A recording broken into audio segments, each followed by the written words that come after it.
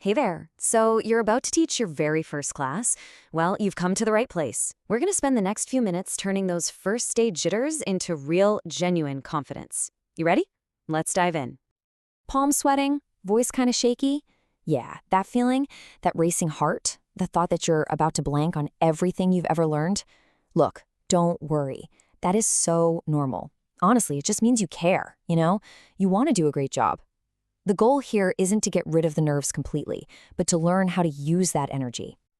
Okay, so first things first, we've got to conquer those jitters head on. And listen, this isn't about being fearless. It's about having a game plan. Think of it like a pre-game ritual, something to get you centered and totally focused before you even set foot in that classroom. All right, here's a super simple 3-part ritual. First, right before class, find a quiet little spot and just take 3 slow, deep breaths. This is huge. It actually sends a signal to your brain that says, hey, we're cool. We can relax now. Second, visualize a win. I mean, really see it. Picture your students totally engaged, nodding along, asking smart questions. And finally, practice your opening. Those first 30 seconds, nail them. Practice them till they're automatic. A strong start gives you incredible momentum for the whole class. Okay, so you're feeling a bit calmer. Now let's talk about the moment you walk into that room. Your body language, it says so much before you even open your mouth. And the crazy thing is, just acting confident can actually make you feel more confident. You know that whole fake it till you make it thing?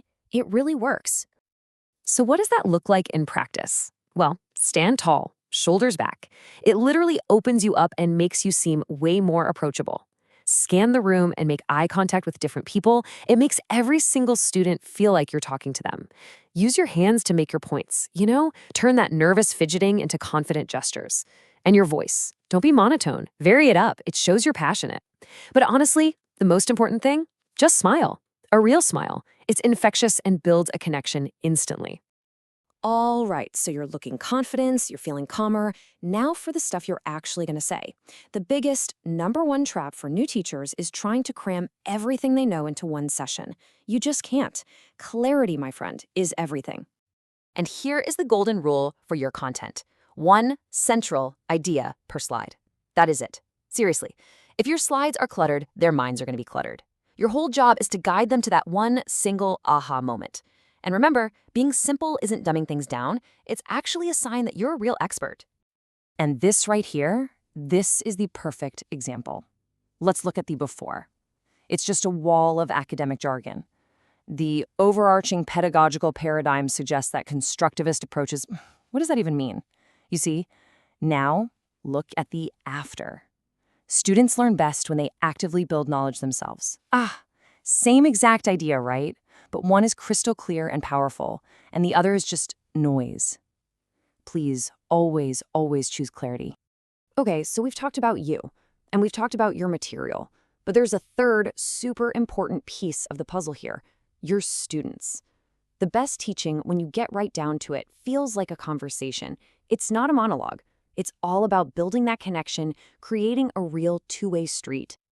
And this is the million-dollar question, isn't it? Are they really getting it? Because you can give the most perfect explanation in the world, but if it just flies over their heads, what was the point?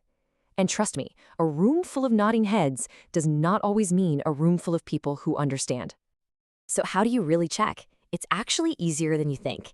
Ask open-ended questions, stuff they can't just answer with yes or no. Do a quick informal poll like, hey, thumbs up if that makes sense. But you know what the most powerful tool is? The pause. Seriously. Just stop talking for a second. Give their brains a chance to catch up. And while you're pausing, watch their faces. They'll tell you everything you need to know. At the end of the day, that connection really comes from listening.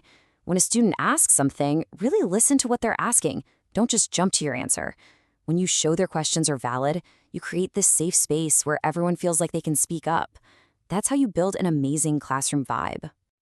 All right, last section. Let's talk about your in-class toolkit, your emergency plan. Because no matter how much you prepare, trust me, things will go off script. And what's the #1 fear for pretty much every new teacher? Finishing way too early. Picture this. You glance at the clock, and there are still 10 minutes left. Your heart just drops into your stomach. You're out of stuff to say. The silence is just so loud. And that panic starts creeping in. So what do? Let them go early and look like you didn't prep enough? Just start rambling about nothing? No way. This is when you pull out your backup plan. Having a strategy for this exact moment is the ultimate secret weapon for your confidence. And here it is, your 3-step escape hatch. First, open the floor for Q&A, but with a twist. Ask, what was the muddiest point from today? This turns that dead air into super valuable review time. Second, have a think, pair, share question in your back pocket. Just one good question they can chew on with a partner for a few minutes. It gets them talking and thinking deeper. And third, if you've only got a minute or two left, give them a little teaser for the next class. Build that anticipation. So, let's wrap this all up. Your confidence toolkit, your path from nervous to natural, it's really built on these 5 key things. 1. Conquer your nerves before you walk in the door. 2. Project confidence with your body. Stand tall. 3. Keep your message simple, one main idea at a time. 4. Listen more than you talk. Make it a conversation. And 5. Always have a backup plan. You can do this. You have absolutely got this. So I'm going to leave you with one final question to think about. What's the one thing you're going to do on day 1 to connect with your students? Because it's not just about getting through the material, right? It's about making a real human connection. So figure out that one small thing you'll do, and I promise you won't just have a good first class, you'll have a great one. Now go make it happen.